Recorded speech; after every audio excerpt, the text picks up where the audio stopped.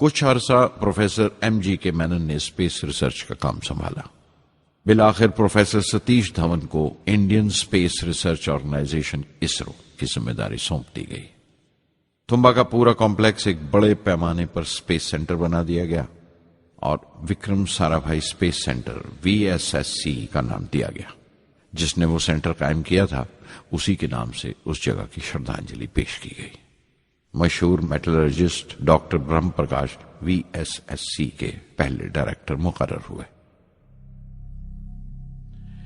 کوئی بھی شخص اپنی ذمہ داری میں تبھی کامیاب ہو سکتا ہے اگر وہ بارسوخ ہو، معتبر ہو اور اپنے فیصلوں کے لیے اسے صحیح حد تک آزادی ہو.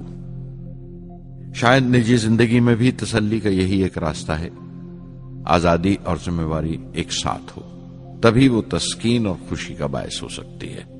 اور ذاتی آزادی حاصل کرنے کے لیے میں 2 راستے تجویز کر سکتا تھا جو میں نے اختیار کیے.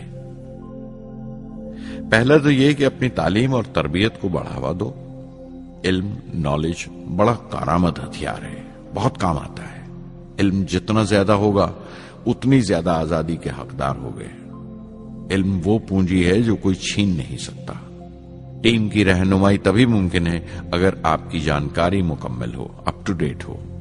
کامیاب رہنما بننے کے لیے ضروری ہے کہ دن کا کام جب ختم ہو آپ پچھلے کام کا جائزہ لیں، اگلے دن کے کام کی تیاری کریں. دوسرا طریقہ یہ ہے کہ اپنے کام کو اپنا فخر سمجھیں، گرو سمجھیں اور ضروری ہے کہ اپنے اندر کی شکتی کی صحیح جانکاری ہو. جو کرو اس پر یقین رکھو یا جس پر یقین ہو وہی کرو، ورنہ دوسروں کے ایمان کا شکار بنتے رہو گے. SLV پروجیکٹ کے پہلے 3 سالوں میں سائنس کے بہت سے نئے اسرار کھلے اور آہستہ آہستہ سائنس اور ٹیکنالوجی کا فرق سمجھ آنے لگا. ریسرچ اور عمل، ڈیولپمنٹ کا فاصلہ پتہ چلنے لگا.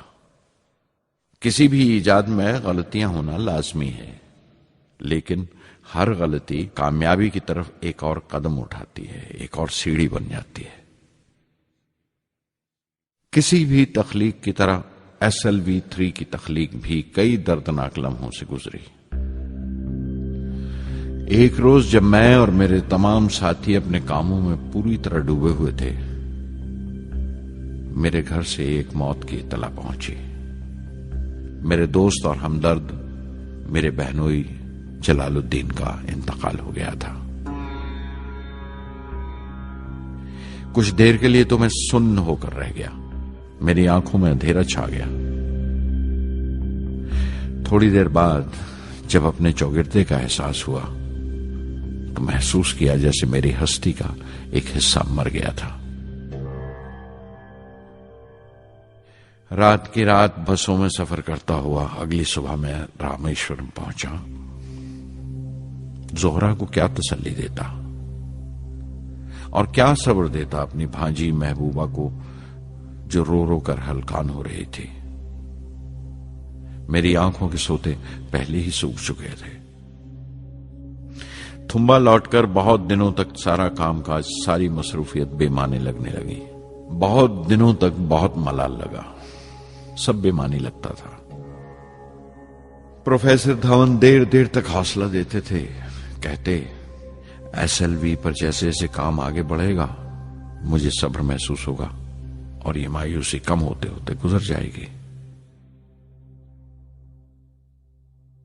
1976 میں میرے ابا زین العابدین 102 سال کی عمر میں وہیں رامیشورم میں انتقال فرما گئے. 15 پودے پوتیاں چھوڑ کر گئے تھے پیچھے اور ایک پڑپوتا. دنیاوی طور پر وہ صرف ایک اور بزرگ کی موت تھی.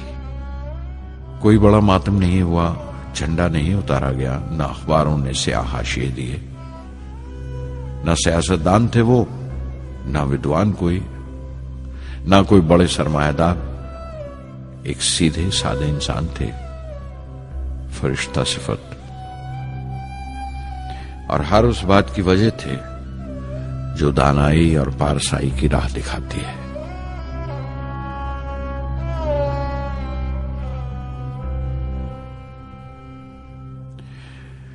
میں بہت دیر تک اپنی ماں کے پاس بیٹھا رہا، چپ چاپ، اور جب اٹھا تھمبا لوٹنے کے لیے تو اس نے روندھے گلے سے دعائیں دی مجھے۔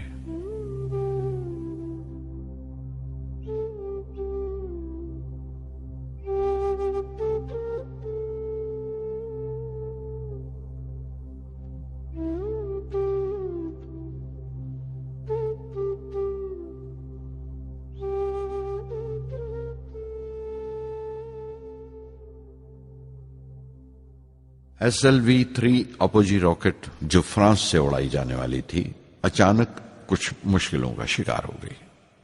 مجھے فوراً فرانس جانا پڑا۔ میں روانہ ہونے ہی والا تھا کہ میری ماں کی موت کی خبر پہنچی۔ یکے بعد دیگرے 3 موتیں ہو گئی میرے گھر میں۔ اس وقت مجھے اپنے کام میں پورے دھیان کی ضرورت تھی۔ 100% لگن سے کام کرنے کی خواہش کسی اور لگن کی گنجائش نہیں چھوڑتی۔ مکمل نیتی اور پوری لگن سے SLV-3 کا خواب 1979 کے درمیان میں جا کر پورا ہوا۔ ہم نے SLV-3 کی پرواز کا دن 10 اگست 1979 طے کیا تھا۔ 23 میٹر لمبا 4 سٹیجز کا یہ راکٹ 17 ٹن کا وزن لے کر 7:58 پر بڑی کجدائی سے اڑا اور خلا کی طرف روانہ ہوا۔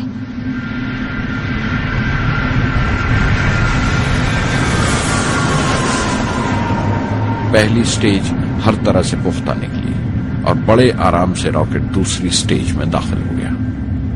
ہم سب دم بخود رہ گئے، سانس روکے بیٹھے تھے۔ ہمارے برسوں کا خواب آسمان کی طرف سفر کر رہا تھا۔ اچانک ہمارے خواب میں درار آئی، ہمارا سکوت ٹوٹا، ہماری خاموشی ٹوٹی۔ دوسری سٹیج قابو سے باہر ہونے لگی تھی۔ 317 سیکنڈ کے بعد پرواز ٹوٹ گئی۔ میری محنت اور امید چوتھی سٹیج کو ساتھ لے کر تمام ملبہ سری ہری کوٹا سے 560 کلومیٹر دور سمندر میں جا کے گرا۔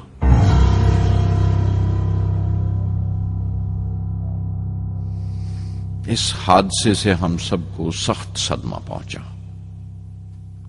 میں غم و غصے سے بھر گیا، نچڑ گیا، بالکل جسمانی طور پر بھی اور ذہنی طور پر بھی۔ میں سیدھا اپنے کمرے میں گیا اور بستر میں دھس گیا۔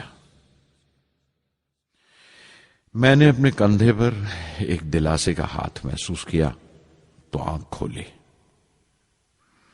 دوپہر ڈھل چکی تھی، شام قریب تھی۔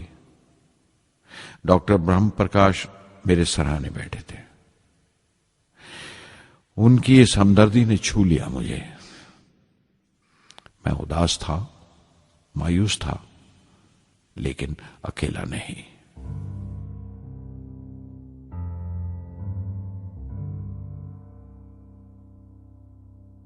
ہر شخص تکنیکی جمع تفریق اور بحث مباحثے کے بعد مطمئن ہو چکا تھا، سنتشٹ ہو چکا تھا، لیکن مجھے اطمینان نہ آیا اور مسلسل بے چین رہا۔ میں بے ساختہ کھڑا ہو گیا اور اعتراف کیا پروفیسر دھون کے سامنے، سر، میرے ساتھیوں کو ناکامیابی کی وجہ دریافت ہو جانے سے اطمینان ہو گیا، لیکن میں اسے کافی نہیں سمجھتا۔ اس مشن کے ڈائریکٹر کی حیثیت سے اس غلطی کو بھی میں اپنی ذمہ داری سمجھتا ہوں۔ SLV-3 کی ناکامیابی کی ذمہ داری میری ہے۔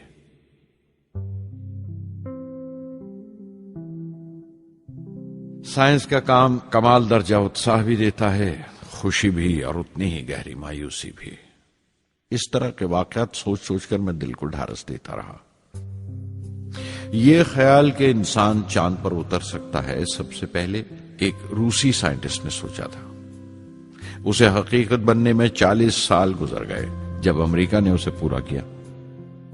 پروفیسر چندر شیکھر نے چندر شیکھر لمٹ کا آوشکار کیا تھا 1930 میں جب کیمبرج میں پڑھ رہے تھے، لیکن 50 سال بعد انہیں اسی ڈسکوری پر نوبل پرائز ملا۔ وان برون اپنی سیٹرن لانچ وہیکل سے آدمی کو چاند پر اتارنے سے پہلے کتنی ساری ناکامیوں سے گزرے ہوں گے۔ پہاڑ کی چوٹی پر اترنے سے پہاڑ پر چڑھنے کا تجربہ نہیں ملتا۔ زندگی پہاڑ کی چڑھانوں پر ملتی ہے، چوٹی پر نہیں۔ چڑھانوں پر ہی تجربے ملتے ہیں اور زندگی منچتی ہے اور ٹیکنالوجی ترقی کرتی ہے۔ چوٹی پر پہنچنے کی کوشش ہی میں چڑھانوں کا علم حاصل ہوتا ہے۔ میں ایک ایک قدم چلتا رہا، چڑھتا رہا چوٹی کی طرف۔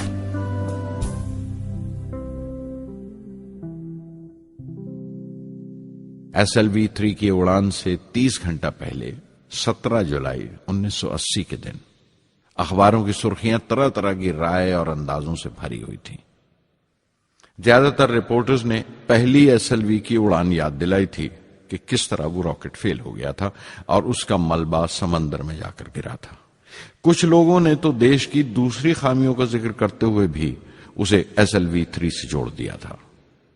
میں جانتا تھا کہ اگلے دن کا نتیجہ ہمارے فیوچر کے اسپیس پروگرام کا فیصلہ کرنے والا ہے۔ مختصر یہ کہ ساری قوم کی نظریں ہم پر گڑی ہوئی تھیں۔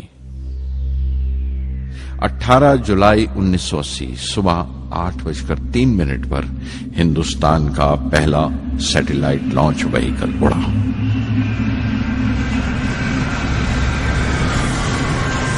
میں نے روہنی سیٹلائٹ کا تمام ڈیٹا کمپیوٹر پر جانچا۔ اگلے 2 منٹ کے اندر روہنی انترکش میں تھا۔ اس تمام شور و غل کے بیچ میں نے اپنی زندگی کے سب سے اہم الفاظ ادا کیے۔ میں مشن ڈائریکٹر بول رہا ہوں، ایک ضروری خبر سننے کو تیار رہو۔ چوتھی سٹیج کامیابی کے ساتھ روہنی سیٹلائٹ کو لے کر انترکش میں داخل کر رہی ہے۔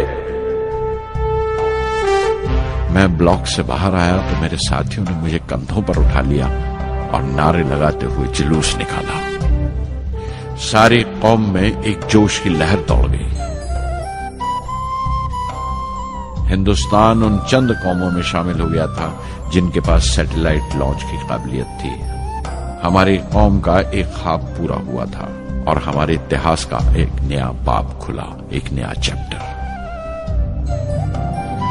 پردھان منتری اندرا گاندھی نے مبارکباد کا تار بھیجا اور سب سے زیادہ ہندوستان کے سائنسدان خوش تھے کہ یہ پوری کوشش سودیشی تھی، ہماری اپنی تھی۔ میں کچھ ملے جلے جذبات سے گزر رہا تھا۔ میں خوش تھا کہ پچھلی 2 دہائیوں سے جس کوشش میں تھا بالآخر اس میں کامیاب ہوا، لیکن اداس تھا جن لوگوں کی بدولت میں یہاں پہنچا تھا وہ لوگ میرے ساتھ نہیں تھے۔ میرے ابا، میرے بہنوئی جلال الدین اور پروفیسر سارا بھائی۔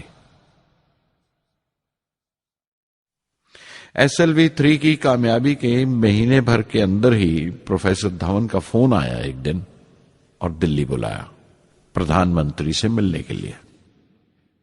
میری ایک چھوٹی سی الجھن تھی کپڑوں کو لے کر۔ ہمیشہ سے بڑے عامیانہ سے کپڑے پہنتا ہوں اور پاؤں میں چپل یا سلیپر کہہ لو۔ پردھان منتری کو ملنے جیسا وہ لباس نہیں تھا، میرے لیے نہیں، ان کے احترام کے لیے۔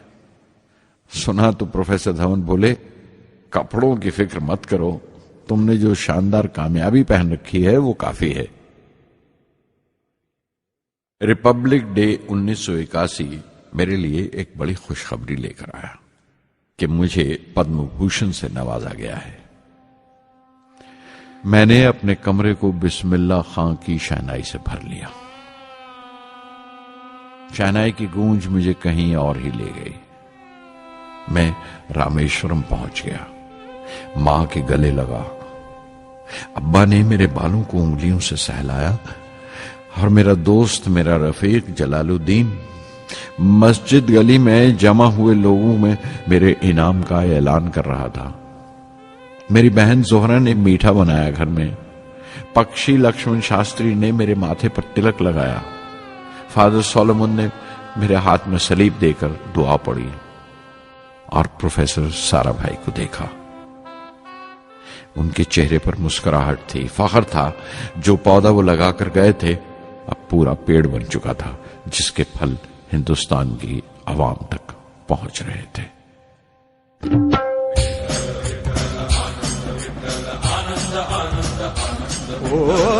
आनंदाचे डोही आनंद तरंग, आनंदाचे डोही आनंद तरंग, आनंदाची अंग, आनंदाचे आनंदाची अंग, आनंदाचे आनंदाचे डोही आनंद तरंग, आनंदाचे डोही आनंद तरंग।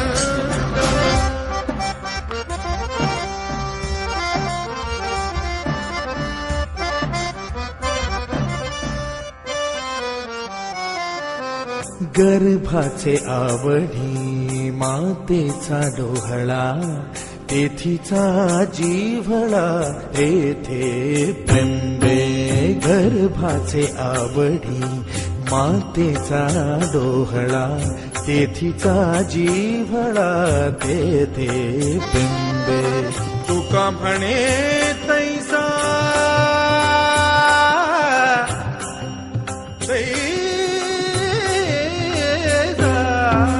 तुका म्हणे तैसा, ओतलाचे ठसा अनुभव सरीसा मुखाला।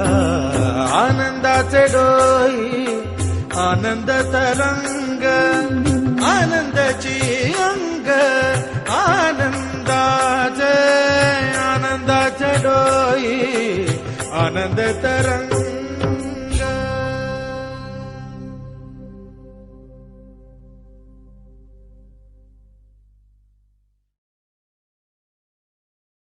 पहली जून 1982 मैंने defence research and development laboratory DRDL की जिम्मेवारी संभाल ली।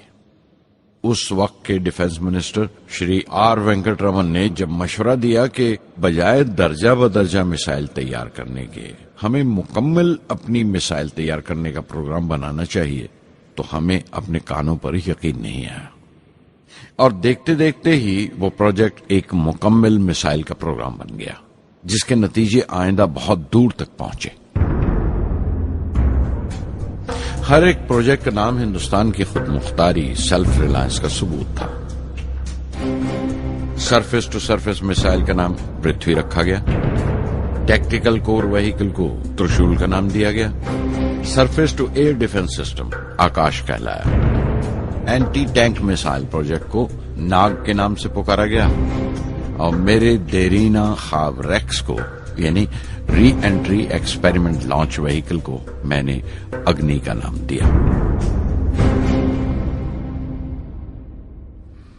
मिसाइल टेक्नोलॉजी का हुनर दुनिया की कुछ चुनी हुई कौमों के पास ही था।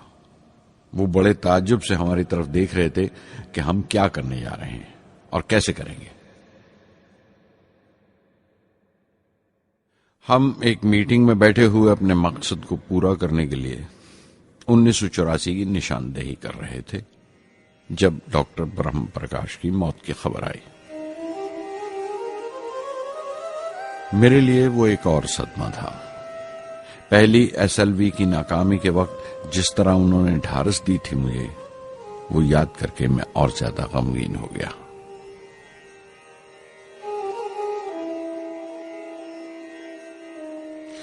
प्रोफेसर साराभाई अगर VSSC के निर्माता थे, बनाने वाले थे, तो डॉक्टर ब्रह्म प्रकाश उसके आमिल थे, एग्जीक्यूटर थे।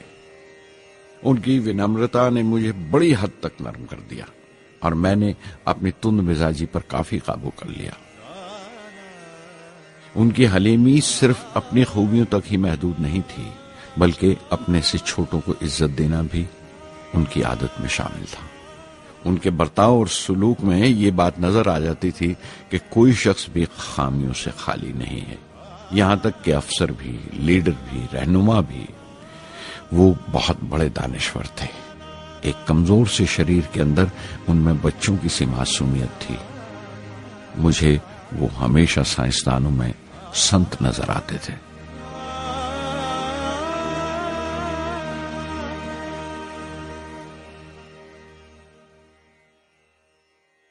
पृथ्वी का काम अपनी तकमील को पहुंच रहा था।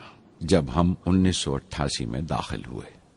25 فروری 1988 صبح 11:23 پر پرتھوی کی پہلی پرواز واقع ہوئی۔ ہمارے ملک میں وہ ایک ایتہاسک موقع تھا۔ پرتھوی صرف ایک سرفیس ٹو سرفیس میسائل ہی نہیں بلکہ آئندہ آنے والی تمام قسم کی میسائل کا بنیادی نقشہ بھی تھا، فیوچر کا ماڈیول تھا وہ۔ پرتھوی نے ہمارے آس پڑوس کے ملکوں کو دہلا دیا۔ مغربی یعنی ویسٹرن ملکوں کو پہلے تو حیرت ہوئی، پھر غصے کا اظہار کیا اور پابندی لگا دی انڈیا کے لیے کہ وہ ایسی کوئی چیز باہر کے ملکوں سے نہ خرید سکیں جو ان کے میسائل پروگرام میں استعمال ہو سکتی ہو یا کام آ سکتی ہو۔ میسائل کی ایجاد میں ہندوستان کی خود مختاری نے دنیا کے تمام ترقی یافتہ ملکوں کو پریشان کر دیا۔ اگنی کی ٹیم میں 500 سے زیادہ سائنسدان شامل تھے۔ اگنی کی پرواز 20 اپریل 1999 طے پائی تھی۔ لانچ کی تمام تیاریاں مکمل ہو چکی تھیں اور حفاظت کے لیے یہ فیصلہ کیا گیا تھا کہ لانچ کے وقت آس پاس کے تمام گاؤں خالی کرا دیے جائیں۔ اخبارات اور دوسری میڈیا نے اس بات کو بہت اچھالا۔ 20 اپریل پہنچتے پہنچتے تمام ملک کی نظریں ہم پر ٹکی ہوئی تھیں۔ دوسرے ملکوں کا دباؤ بڑھ رہا تھا کہ ہم اس تجربے کو ملتوی کر دیں یا خارج کر دیں، لیکن سرکار مضبوط دیوار کی طرح ہمارے پیچھے کھڑی رہی اور کسی طرح ہمیں پیچھے نہیں ہٹنے دیا۔ پرواز سے صرف 14 سیکنڈز پہلے ہمیں کمپیوٹر نے رکنے کا اشارہ کیا۔ کسی ایک پرزے میں کوئی خامی تھی، وہ فوراً ٹھیک کر دی گئی، لیکن اسی وقت ڈاؤن رینج اسٹیشن نے رکنے کا حکم دیا۔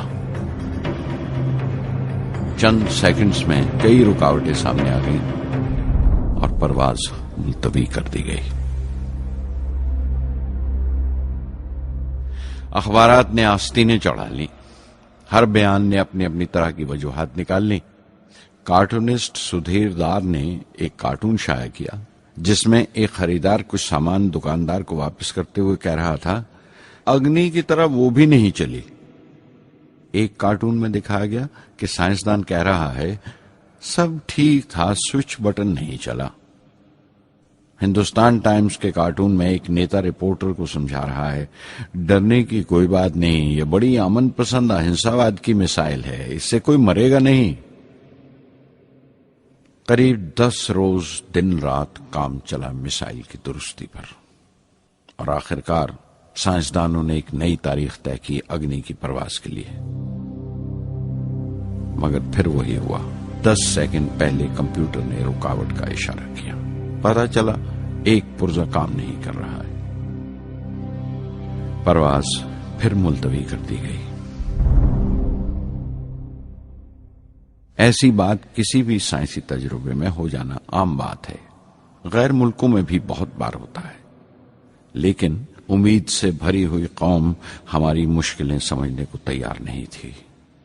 ہندو اخبار میں کیشو کا ایک کارٹون چھپا جس میں ایک دیہاتی کچھ نوٹ گنتے ہوئے کہہ رہا تھا، میسائل کے وقت گاؤں سے ہٹ جانے کا معاوضہ ملا ہے، 2-4 بار اور یہ تجربہ ملتوی ہوا تو میں پکا گھر بنوا لوں گا۔ امول بٹر والوں نے اپنے ہورڈنگ پر لکھا، اگنی کو ایندھن کے لیے ہمارے بٹر کی ضرورت ہے۔ اگنی کی مرمت کا کام جاری رہا۔ آخرکار ایک بار پھر 22 مئی کی تاریخ اگنی کی پرواز کے لیے طے پائی۔ اس کی پچھلی رات ڈاکٹر اروناچلم، جنرل کے این سنگھ اور میں ڈیفنس منسٹر کے سی پنت کے ساتھ چہل قدمی کر رہے تھے۔ پورے چاند کی رات تھی، ہائی ٹائیڈ کا وقت تھا اور لہریں گرج گرج کر خدا کی عظمت کا نام لے رہی تھی۔ کل اگنی کی پرواز کامیاب ہوگی یا نہیں، بار بار یہی سوال ہمارے دماغ میں گونج رہا تھا۔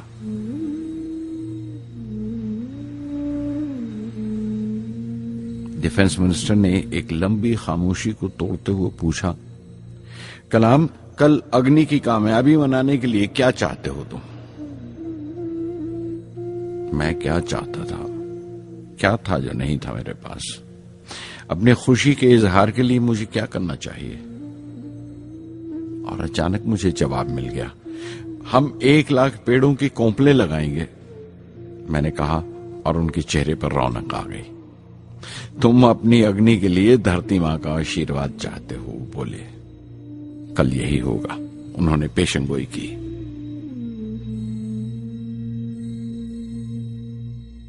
اگلے دن صبح 7:10 پر اگنی لانچ ہوئی۔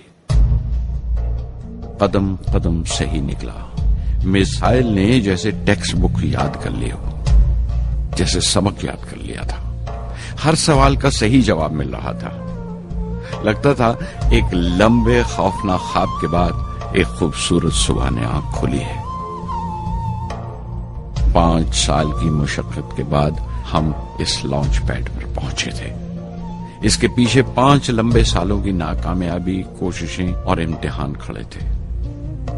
اس کوشش کو روک دینے کے لیے ہندوستان نے ہر طرح کے دباؤ برداشت کیے تھے، لیکن ہم نے کر دکھایا جو کرنا تھا۔ میری زندگی کا سب سے قیمتی لمحہ تھا وہ مٹھی بھر سیکنڈز، 600 سیکنڈ کی وہ پرواز جس نے ہماری برسوں کی تھکان دور کر دی، برسوں کی محنت کو کامیابی کا تلک لگایا۔ اس رات میں نے اپنی ڈائری میں لکھا، اگنی کو اس نظر سے مت دیکھو، یہ صرف اوپر اٹھنے کا سادھن نہیں ہے، نہ شکتی کی نمائش ہے۔ اگنی ایک لو ہے جو ہر ہندوستانی کے دل میں جل رہی ہے۔ اسے مثال مت سمجھو، یہ قوم کے ماتھے پر چمکتا ہوا آگ کا سنہری تلک ہے۔ स्वधर्मम् अपि चावेक्ष्य न विकम्पितुम् अर्हसि धर्म्याद् युद्धश्रेयोऽन्यक्षत्रियस्य न विद्यते। स्वधर्मम् अपि चावेक्ष्य न विकम्पितुम् अर्हसि धर्म्याद् युद्धश्रेयोऽन्यक्षत्रियस्य न विद्यते। अदच्चेत्त्वम् इमम् धर्म्यम् सङ्ग्रामम् न करिष्यसि तदस्वधर्मम् कीर्तिम् च हित्वा पापम् अवाप्स्यसि हित्वा पापम् अवाप्स्यसि।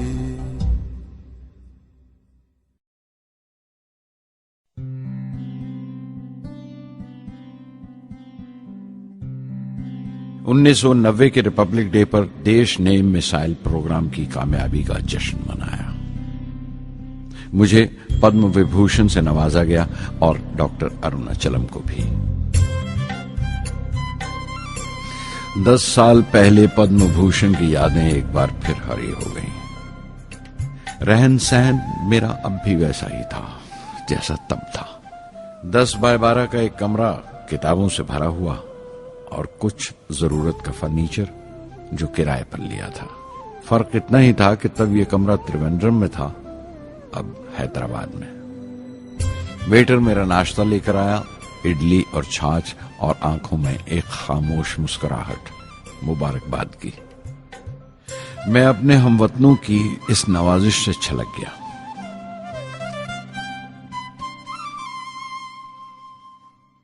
میں جانتا ہوں کہ بہت سے سائنسدان اور انجینئر موقع ملتے ہی وطن چھوڑ جاتے ہیں، دوسرے ملکوں میں چلے جاتے ہیں زیادہ روپیہ کمانے کے لیے، زیادہ آمدنی کے لیے، لیکن یہ آدر، محبت اور عزت کیا کما سکتے ہیں جو انہیں اپنے وطن سے ملتی ہے؟ 15 اکتوبر 1991 میں 60 سال کا ہو گیا۔ مجھے اپنے ریٹائرمنٹ کا انتظار تھا، چاہتا تھا کہ غریب بچوں کے لیے ایک اسکول کھولوں۔ یہ وہ دن تھے جب میں نے سوچا کہ اپنی زندگی کے تجربے، مشاہدے اور وہ تمام باتیں قلم بند کروں جو دوسروں کے کام آ سکیں۔ ایک طرح سے اپنی سوانح عمری لکھوں، اپنی جیونی۔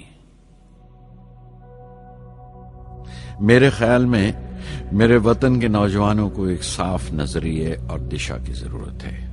تبھی یہ ارادہ کیا کہ میں ان تمام لوگوں کا ذکر کروں جن کی بدولت میں یہ بن سکا جو میں ہوں۔ مقصد یہ نہیں تھا کہ میں کچھ بڑے بڑے لوگوں کے نام لوں، بلکہ یہ کہ کوئی شخص کتنا بھی چھوٹا کیوں نہ ہو، اسے حوصلہ نہیں چھوڑنا چاہیے۔ مسئلے، مشکلیں زندگی کا حصہ ہیں اور تکلیفیں کامیابی کی سچائیاں ہیں۔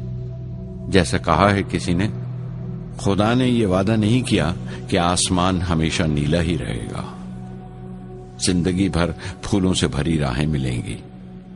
خدا نے یہ وعدہ نہیں کیا کہ سورج ہے تو بادل نہیں ہوں گے، خوشی ہے تو غم نہیں، سکون ہے تو درد نہیں ہوگا۔ مجھے ایسا کوئی غرور نہیں کہ میری زندگی سب کے لیے ایک مثال بنے گی، مگر یہ ہو سکتا ہے کہ کوئی مایوس بچہ کسی گمنام سی جگہ پر جو سماج کے کسی معذور حصے سے تعلق رکھتا ہو، یہ پڑھے اور اسے چین ملے، یہ پڑھے اور اس کی امید روشن ہو جائے۔ ہو سکتا ہے یہ کچھ بچوں کو نا امیدی سے باہر لے آئے اور جسے وہ مجبوری سمجھتے ہیں وہ مجبوری نہ لگے، انہیں یقین رہے کہ وہ جہاں بھی ہیں خدا ان کے ساتھ ہے۔ کاش ہر ہندوستانی کے دل میں جلتی ہوئی لو کو پر لگ جائیں اور اس لو کی پرواز سے سارا آسمان روشن ہو جائے۔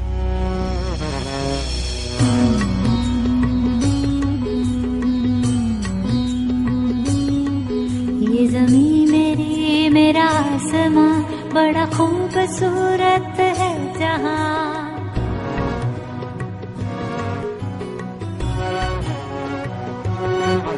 یہ زمین میری، میرا آسماں، بڑا خوبصورت ہے جہاں۔ میری زندگی پرواز ہے، وہ فضا میری، میں اڑوں جہاں۔ میری زندگی پرواز ہے، وہ فضا میری، میں اڑوں جہاں۔ یہ زمین میری، میرا آسماں، بڑا خوبصورت ہے جہاں۔ کبھی دھوپ لیپ کے آسماں ہم نے سنہری کر دیا، کبھی دھوپ لیپ کے آسماں ہم نے سنہری کر دیا۔ پھر دھوپ باندھ کے پاؤں میں ہم اڑے ہیں ٹھنڈی ہواؤں میں۔ زمین میری، میرا آسماں، بڑا خوبصورت ہے جہاں۔ کبھی وقت اٹھا کے سروں پہ ہم اور آگ لے کے پروں پہ ہم، کبھی وقت اٹھا کے سروں پہ ہم اور آگ لے کے پروں پہ ہم۔ کبھی چھانی کھالی خلا کہیں ہم اڑے جہاں پہ ہوا نہیں۔ زمین میری، میرا آسماں، بڑا خوبصورت ہے جہاں۔ میری زندگی پرواز ہے، میری زندگی پرواز ہے، وہ فضا میری، میں اڑوں جہاں۔ یہ زمین میری، میرا آسماں، بڑا خوبصورت ہے جہاں۔ یہ زمین میری، میرا آسماں، بڑا خوبصورت ہے جہاں۔